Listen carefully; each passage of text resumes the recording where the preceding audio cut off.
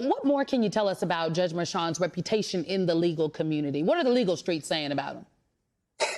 Well, out here in these streets, Simone, he is known as a straight shooter, someone who does not bear grudges, isn't vindictive, so he's not likely to care about these Twitter rants or these Truth Social rants that the former president is on. He's someone who's known as playing it really fair, straight down the middle. He's someone who controls his courtroom, and that's going to be critically important here because this is going to be something of a circus. It's not likely that this trial, and it is likely to be a trial because it's unlikely that this president will plead guilty at any point, but when there is a trial, he will be charged with managing this courtroom, and it seems like that is something he does very well.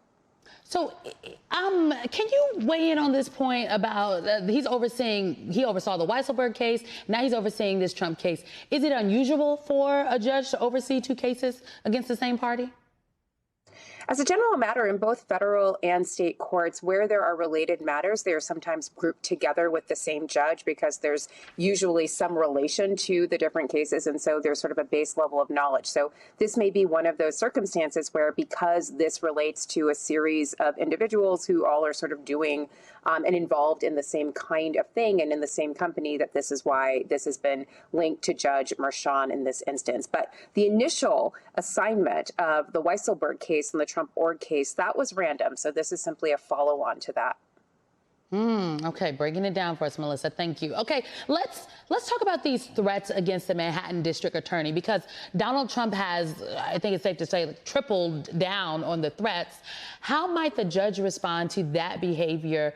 And also, how might the judge respond to the threats or the language Donald Trump is using about him specifically?